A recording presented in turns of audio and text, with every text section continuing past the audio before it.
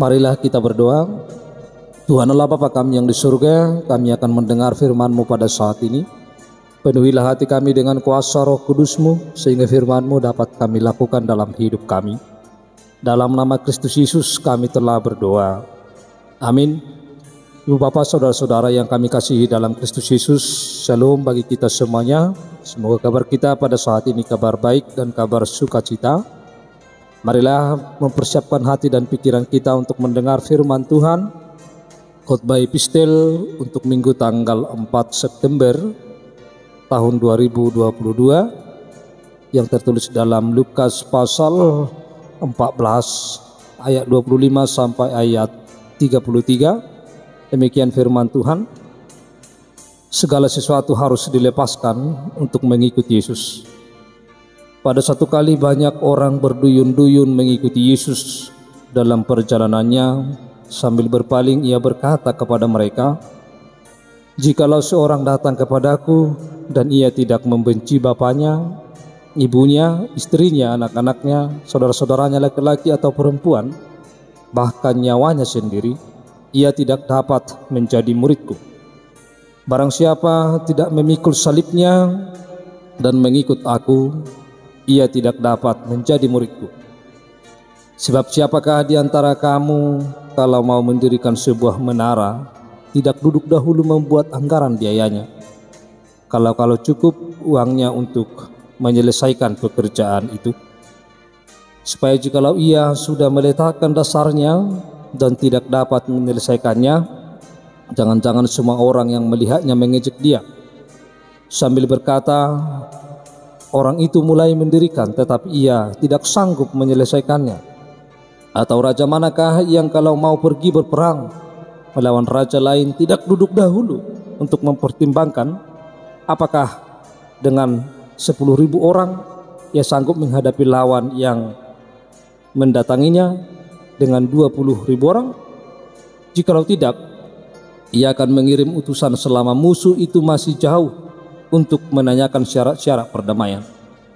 Demikian pula lah tiap-tiap orang di antara kamu yang tidak melepaskan dirinya dari segala miliknya tidak dapat menjadi muridku." Demikian jauh pembacaan firman Tuhan. Ibu bapak saudara-saudara yang kami kasihi di dalam Kristus Yesus, tema khotbah kita pada saat ini adalah syarat menjadi murid atau pengikut Yesus. Tentu seorang murid berarti orang yang belajar dari seorang guru. Seorang murid ini akan mencontoh, meniru gurunya. Seorang murid akan belajar teori dan juga mempraktekkan teori yang telah dipelajari dari gurunya. Apa yang dipelajari oleh murid akan dilakukannya dalam dunia nyata. Tugas utama dari amanat agung Tuhan Yesus dalam Matius 28 ayat 19 sampai 20, menjadikan semua bangsa menjadi murid Yesus. Jadikanlah semua bangsa muridku dan ajarlah mereka untuk melakukan segala sesuatu yang telah kuajarkan kepadamu. Ibu bapak saudara-saudara, hal keselamatan dan menjadi murid adalah dua hal yang sama, tidak bisa dipisahkan. Orang Kristen yang sejati adalah murid Yesus yang sejati. Yang menjadi persoalan adalah bisa saja seseorang disebut menjadi Kristen atau orang yang sudah dibaptis dalam nama Allah, Anak dan Roh Kudus, atau menjadi anggota gereja, beribadah dan datang ke gereja dan dipanggil menjadi orang Kristen. Namun belum tentu orang tersebut sudah menjadi murid Yesus yang sesuai dengan syarat yang diberikan oleh Yesus dalam khotbah kita hari ini, yaitu dalam Lukas 14 ayat 25 sampai 33. Dalam khotbah ini kita akan mempelajari dan melihat syarat mutlak yang ditetapkan oleh Yesus menjadi muridnya.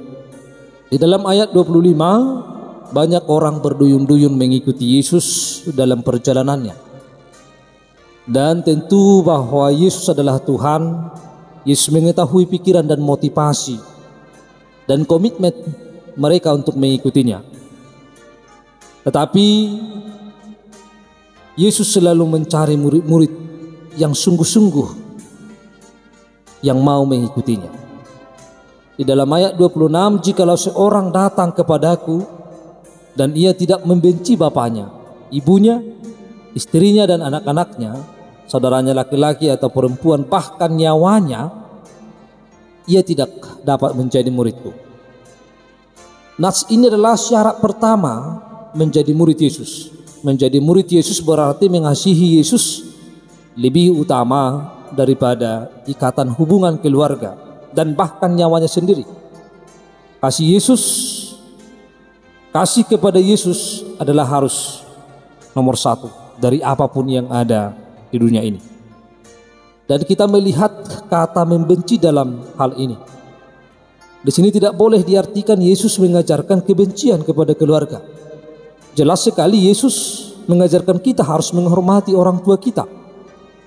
Seperti perintah hukum Taurat yang kelima dalam Keluaran 20 dan juga Matius 15 ayat 4. Tetapi kata ini adalah gaya bahasa Ibrani atau orang Timur yang dimaksudkan untuk ungkapan membandingkan. Preferensi bisa diartikan loveless. Bisa juga kita lihat dalam Matius 10 ayat 34 sampai 37. Di ayat 37 dikatakan mengasihi bapa atau ibunya lebih daripadaku. Mengasihi lebih daripadaku. Jadi bukan kebencian yang agresif kepada anggota keluarga, tapi adalah soal prioritas perbandingan kepada siapa kita lebih loyal. Kepada Tuhan Maha Kuasa, pencipta langit dan bumi, yang adalah sumber keselamatan kita, yang telah mati disalibkan demi dosa-dosa kita.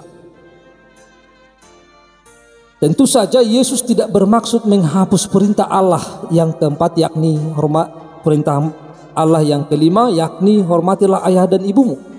Tetapi di sini Yesus menekankan pentingnya seorang murid memiliki komitmen untuk mengikutinya dengan sepenuh hati, bukan setengah hati. Pengikut yang sepenuh hati itu tidak akan memperhatikan ikatan manusiawi seperti kekerabatan sampai pada tingkat yang lebih tinggi, yakni kehilangan nyawa demi Yesus Kristus. Jadi relasi kekerabatan itu tetap ada, tetapi janganlah itu menjadi utama sehingga menghalangi relasi ilahi dengan Tuhan dan kerajaan. Lalu syarat yang kedua yang kita lihat dalam nas ini adalah rela menderita terus menerus mengikuti Yesus. Dalam ayat 27, orang-orang yang berduyun-duyun mengikuti Yesus itu mungkin berharap Yesus harusnya berkata, jikalau seseorang datang kepadaku dan menjadi muridku, dia akan mendapatkan kekayaan, kehormatan dan berkat yang berkelimpahan. Dia akan kujadikan orang hebat. Tetapi Yesus mengucapkan undangan Injil yang asli, yaitu jikalau seorang datang kepadaku dan menjadi muridku, ia harus memikul salibnya dan terus menerus ikut aku dalam keadaan apapun. Apakah maksud dari memikul salibnya? Salibnya yaitu, apakah salib itu? Salib pada zaman Tuhan Yesus pada pertama bukan seperti yang kita lihat sekarang ini, sebagaimana aksesoris yang manis dikalungkan di leher atau simbol gedung gereja. Tetapi salib pada zaman Tuhan Yesus, salib dikenal sebagai alat dari kayu kasar untuk menghukum mati para penjahat di bawah pemerintahan Romawi. Penjahat yang dihukum itu adalah mereka akan disalibkan di kayu salib sesuai dengan aturan yang berlaku pada saat itu. Penjahat yang dihukum dengan alat kayu palang itu harus memikul salibnya sendiri sampai tempat penyaliban, diikat pada tangan, pergelangan tangan dan kakinya, kemudian dipaku pada tangan dan kakinya dan dibiarkan mati perlahan-lahan. Jadi pada saat Yesus mengatakan pikullah salib kepada orang-orang yang mengikutinya, mereka memiliki gambaran seperti ini, gambaran penderitaan salib yang mengerikan dan mematikan. Salib Kristus merupakan lambang penderitaan, kematian, kehinaan, cemoohan, serta penyangkalan diri. Yesus rela mengalami semuanya itu, disalibkan, mati, dikuburkan, dan bangkit untuk menebus dosa-dosa kita. Maka setiap orang yang memikul salibnya sendiri karena Yesus pastilah akan mengalami hal yang sama seperti Sang Guru Yesus Kristus. Itulah Ciri murid Yesus yang sejati sama seperti gurunya. Dia mampu melewati setiap penderitaan dan tantangan yang dialami dalam kehidupan. Itu yang kita lihat yang kedua. Dan yang ketiga adalah komitmen memberikan seluruh hidupnya kepada Kristus lebih dari apapun sampai akhir. Ini kita lihat dalam ayat 28 dan ayat 33. Menjadi murid Yesus yang pertama, ayat 28 diumpamakan seperti seorang yang mau mendirikan sebuah menara. Yang dikatakan, tidakkah duduk dahulu membuat anggaran biayanya, kalau cukup uangnya untuk menyelesaikan pekerjaan itu. Kalimat duduk dahulu artinya adalah mempertimbangkan secara matang terlebih dahulu sebelum memutuskan mengikuti Yesus. Tidak hanya sekedar emosi sesaat, coba-coba ikut-ikutan, karena ongkos menjadi murid Yesus bisa saja menjadi hubungan keluarga terputus, pekerjaan hilang, kerugian materi, meninggalkan dosa-dosa, bahkan kehilangan nyawa. Benih di tanah yang berbatu tidak dapat berakar, sesaat saja tumbuh, ketika ada tantangan langsung mati. Dan yang kedua adalah di ayat 33, menjadi murid Yesus diumpamakan seperti raja yang mau pergi berperang melawan raja lain, tidak duduk dahulu, mempertimbangkan secara matang lebih dahulu, tidak hanya emosi tapi juga dengan pikiran yang matang dan sepenuh hati. Dua perumpamaan ini masuknya sama pada pasal ayat 33. Demikian pula lah tiap-tiap orang di antara kamu yang tidak melepaskan dirinya dari segala miliknya tidak dapat menjadi muridku. Beberapa kali Yesus bertemu dengan orang-orang yang mau mengikuti Yesus tetapi setengah hati, tidak rela komitmen memberikan seluruh hidupnya kepada Yesus. Hati mereka belum bisa mengucapkan selamat tinggal kepada miliknya, apakah itu keluarga atau harta atau jabatan di tengah-tengah dunia ini. Akibat dari tidak dapat memenuhi syarat yang ditetapkan Yesus untuk menjadi muridnya, tidak hanya tidak bisa menjadi muridnya yang sejati, tetapi juga digambarkan seperti garam yang kehilangan asinnya, menjadi tawar, tidak ada lagi gunanya menurut fungsinya. Akhirnya dibuang orang-orang Kristen yang kompromi dengan selera dunia ini akan kehilangan pengaruh asinnya bagi dunia yang sedang membusuk. Gagal menjadi murid Yesus yang sepenuh hati, akhirnya tidak berguna bagi kerajaan Allah, bagi Injil dan bagi gereja.